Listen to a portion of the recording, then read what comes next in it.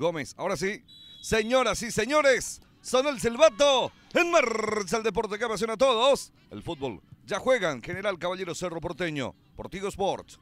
Prado. Eso, ahí nomás.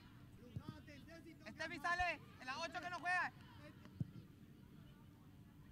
Atención Romero va metiéndose Romero que engancha, Romero que insiste, viene Romero, cruza la pelota para López, va al disparo, se desvía, gol. ¡Gol!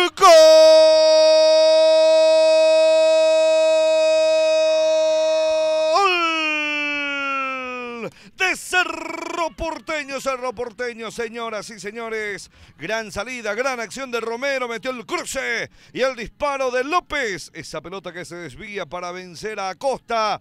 Balón adentro, se abre el marcador en Juan León Mallorquín. Cerro Porteño pasa a ganar 1-0. Y lo estábamos diciendo, Cerro Porteño estaba mejor. Laura Romero llega hasta esa última línea, encara 1, 2, 3, para que de primera Camila López pueda rematar de esta manera, digo bien, y finalmente se rompe el 0 aquí en Mallorquín. Cerro Porteño 1, General Caballero 0. La parte final de la historia, este suceso. Felizmente se van recuperando las protagonistas, eso es lo más importante, la salud de las jugadoras. Aquí está Rosalía, mete el centro, el balón que va dominando entonces Liz Acosta. ¿Qué te pareció en líneas generales este partido, Jessica?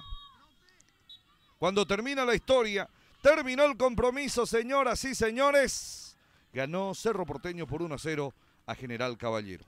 Y ganó por la mínima, Junior, porque le costó bastante el partido ante un rival que fue fuerte, supo cómo tratar el balón y sobre todo supo cómo cortar muchísimas jugadas. No tuvo mucha fuerza en esa ofensiva, pero sí, Cerro Porteño para que pueda ganar a los 34 minutos de ese remate, desvío, claro, de General Caballero a sus jugadoras. Y de esta manera Cerro Porteño se lleva 3 puntos, sumando así 17 y alcanzando la línea de Guaraní también.